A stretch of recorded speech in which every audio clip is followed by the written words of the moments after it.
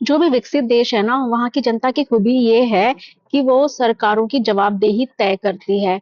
और अधिकतर जो जनता होती है ना उस देश की, वो सरकारों के लिए विपक्ष का काम करती है। मतलब कि सरकारें जो भी करती हैं, उसमें सही और गलत का पूरा पता रखती है। गलत है तो जवाब मांगती है, सही है तो ठीक है, इट्स ओके।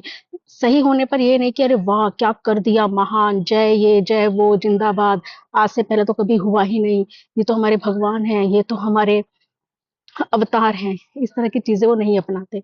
वो कहते हैं इट्स योर ड्यूटी, हमने आपको चुना है इसलिए चुना है कि आप हमें डेवलपमेंट करके दो, अच्छी सड़कें दो, पानी दो साफ, और अच्छा इंफ्रास्ट्रक्चर दो, एजुकेशन दो, हेल्थ दो।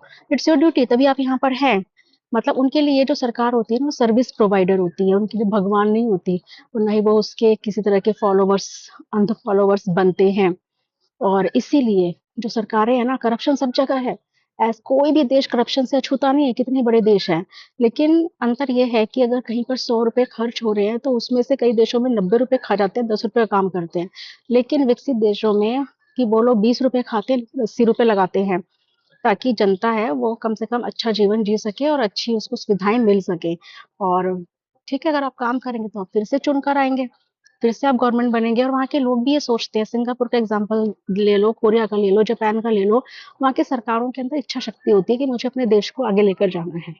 और आगे किस तरह से लेकर जाना है, किस तरह से करना है, उनका 80% फोकस होता है देश की डेवलपमेंट के ऊपर। 20% उनका सेल्फिशनेस हो सकती है। बट मुझे लगता है कि अगर देश में सब कुछ मिल रहा है, तो 20% सेल्फिशनेस, स्वार्थीपन आपका बर्दाश्त हो जाएगा। लेकिन 80% स्वार्थीपन आपका बर्दाश्त नहीं होगा। और आजादी के बाद से ऐसा ही हुआ है। कोई भी सरकार रही है, कोई भी स्वार्थी ही रही है। स्वार्थी ना होती तो इतनी कामगार जनसंख्या हमारी, मतलब हमारे पास काम करने वाले हाथ बहुत ज्यादा है। चाइना से ज्यादा अब हम हो चुके हैं।